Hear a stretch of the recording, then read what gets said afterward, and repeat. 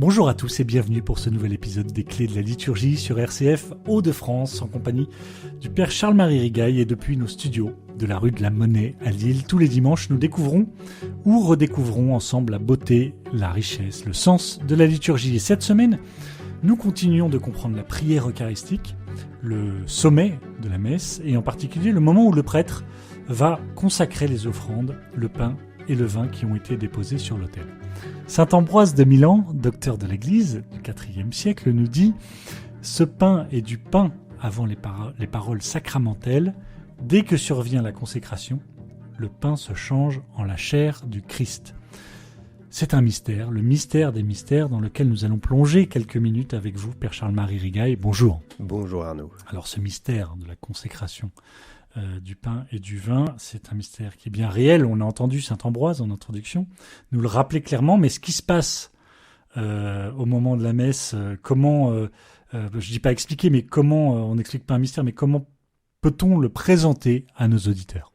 Ah, bonne question, grande question qu'on s'est posée tout au long du Moyen-Âge pour essayer de comprendre ce qui se passe, même si on sait bien qu'on ne pourra pas mettre la main dessus et qu'il y a quelque chose qui est fait pour nous dépasser, puisque évidemment, si on parle de Dieu, c'est le cas. Quand on parle des hosties consacrées, évidemment, on peut pas le contenir dans une définition ni dans une pensée qui rentrerait dans notre tête.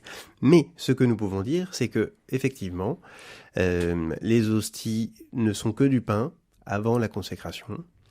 Après la consécration, nos yeux ne voient que du pain, mais la substance même a changé. La substance, on peut percevoir ce que c'est-à-dire c'est ce que c'est en lui-même. Là, on aborde un peu de philosophie, ça devient complexe. Oui, effectivement, en plus, le terme substance a changé au fur et à mesure du temps des définitions, mais on va parler de substance parce que, en plus, saint Thomas d'Aquin emploiera le terme de transsubstantiation, c'est-à-dire le changement de substance, pour bien montrer que, en fait, ce qui est présent ensuite, c'est véritablement l'être du Christ. Saint Ambroise disait sa chair. Aujourd'hui, le mot chair, on l'emploie pas beaucoup en dehors de ces catégories-là, donc je vais pas l'employer directement, mais on va dire que c'est le corps du Christ, mais c'est pas un morceau de son corps, c'est bien sa personne en entier qui est présente dedans. Ce qui fait que quand on rompt une hostie, on n'a pas deux demi-morceaux de Jésus ou quoi que ce soit, on a bien la totalité de la personne du Christ qui veut se donner à nous, sous la forme la plus humble, la plus petite. Le pain, c'est peut-être l'aliment le plus répandu au monde. Le Seigneur a choisi, et c'est déjà un signe fort, de rendre présent par ce moyen pour que tous, du plus riche au plus pauvre, puissent y avoir accès. On sent que c'est un point clé, un nœud dans le sens central dans la foi et dans la messe.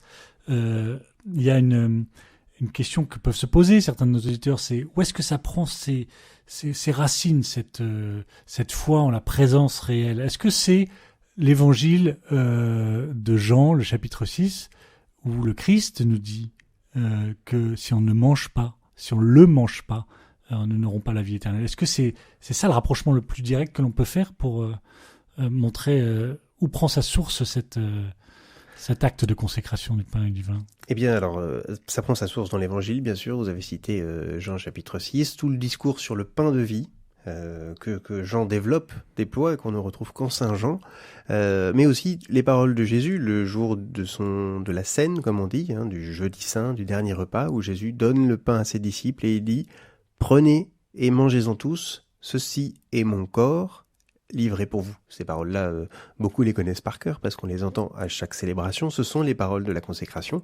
Ce sont des paroles que Jésus a prononcées et qu'il a demandé à ses disciples d'avoir en mémoire. Et il leur dit d'ailleurs, vous ferez cela en mémoire de moi. Et c'est ce que nous faisons à chaque fois que nous célébrons l'Eucharistie.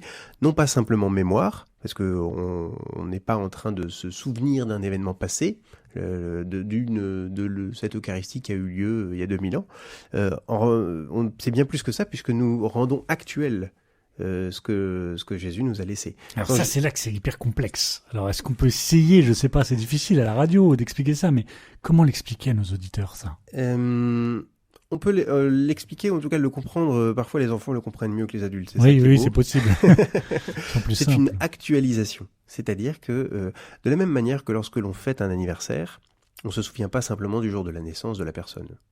On est en train de mettre à l'honneur toute la personne. Elle est présente, elle est là, et quand on fête un anniversaire, c'est vraiment tout ce qu'elle est aujourd'hui pour nous qui est célébré. C'est pas simplement, on se souvient qu'il y a 30 ans, il y a 40 ans, il y a 50 ans, tu es né, c'était un dimanche, il pleuvait, etc. Ça, c'est pas important. Ce qu'on fait, c'est, tu as de la valeur pour nous aujourd'hui, et pour ça, on actualise ce jour de ta naissance, c'est la fête de ton anniversaire. Bon, c'est une image, mais vous voyez, c'est pour essayer de faire comprendre ce que signifie actualiser, c'est-à-dire, on va rendre actuel le sacrifice du Christ pour nous. Il était pour l'époque, il l'est pour tout ce qui a suivi. Jésus n'a pas donné sa vie simplement pour ceux qui étaient ses contemporains, pour Pierre, pour Paul, pour Jacques et pour Zébédée. Il a donné sa vie pour nous déjà. Et donc, quand nous célébrons l'Eucharistie, ce n'est pas la mémoire que nous faisons, pas simplement la mémoire, mais c'est vraiment pour rendre présent ce sacrifice qui est pour nous. Et donc, ce repas, nous allons y participer. Ce sacrifice, nous y participons. Et donc, nous recevons le corps du Christ pour nous aujourd'hui. Je reviens à Jean et au discours du pain de vie. Il me semble que le Christ, vous me direz si je me trompe, mais il nous dit qu'il y a un enjeu de vie éternelle. Oui. Donc il y a un enjeu pour nous à la messe de se souvenir que cette communion au corps du Christ, elle vient nourrir en nous quelque chose de la vie éternelle du ciel. Elle vient nourrir en nous la vie de Dieu, la vie de Dieu en nous. Elle est là pour nous donner pour nous donner Dieu lui-même en fait. Et donc, c'est cet aliment dont on ne sera jamais rassasié parce que il vient nous nourrir véritablement au fond de nous. Il vient nourrir cette faim que la nourriture humaine terrestre ne pourra jamais combler en réalité. Et donc, ceux qui mangent du pain auront encore faim, mais à recevoir le corps du Christ, recevoir Dieu lui-même, c'est notre objectif ultime. C'est ce vers quoi toute notre vie est tournée. C'est ce que dit saint Augustin de manière très très belle dans les premières pages de ses confessions. Seigneur, tu nous as fait pour toi, et mon cœur n'a pas de repos tant qu'il ne repose en toi, tant que je ne t'ai pas reçu, tant que je ne vis pas avec toi, je suis sans repos. Et le Seigneur, il est venu pour nous apporter ce repos-là, et cette consécration, ce pain, tout en faisant écho à beaucoup de choses, puisqu'on célèbre la Pâque, on célèbre le dernier repas, on célèbre la mort et la résurrection, tout cela est là pour nous être apporté à ce moment-là.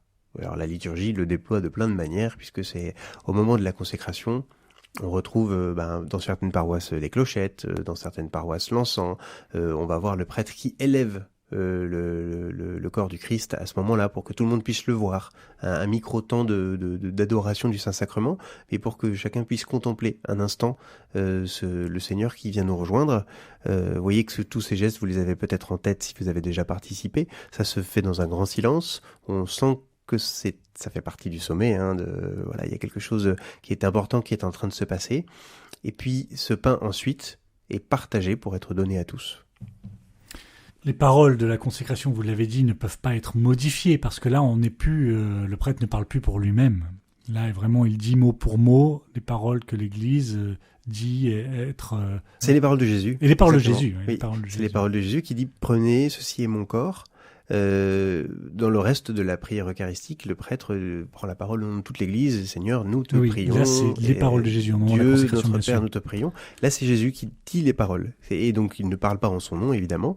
Il parle au nom du Christ. On dira d'ailleurs en latin in persona Christi, dans la personne du Christ tête. C'est le prêtre qui dit ces paroles-là. Mais c'est bien Jésus qui les dit. Lui, il prête sa voix, en fait. À ce moment-là, il est porte-parole, on pourrait dire. La prière eucharistique continue. D'autres étapes nous emmènent jusqu'à la doxologie finale. Exactement. Donc on a un temps où on va résumer la foi, notre foi qui est d'attendre le Christ. On va dire Seigneur, tu es venu, tu es mort, tu es ressuscité et nous attendons ton retour.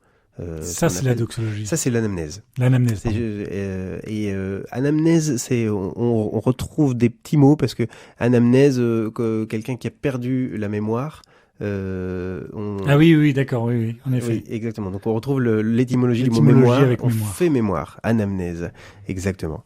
Et puis alors ensuite, eh bien, on va prier pour l'Église, pour les défunts, par l'intercession des saints, etc., etc. On parle de la Bienheureuse Vierge Marie, on parle de Saint Joseph. On met dans cette grande prière toute la prière de l'Église, et on termine effectivement par la doxologie finale, où on rassemble tout ça dans une grande prière trinitaire. La doxologie, c'est une prière que l'on offre Au Père, au Fils et au Saint-Esprit. Alors, dans la doxologie, on dira même encore un petit peu différemment, on dira au Père, par le Fils, dans l'Esprit. D'accord. Et vous retenez peut-être, vous vous souvenez de fameux par lui, avec lui et en lui. Donc là, c'est le Fils dont on parle. À toi, Dieu le Père Tout-Puissant, dans l'unité du Saint-Esprit. On retrouve cette dimension trinitaire, mais toute cette offrande qu'on a fait, c'est tourner vers le Père, par le Fils, dans l'Esprit. Et là, parfois, on voit des gens se remettre debout. Exactement. Merci beaucoup, Père Charles-Marie Rigail. Avec joie.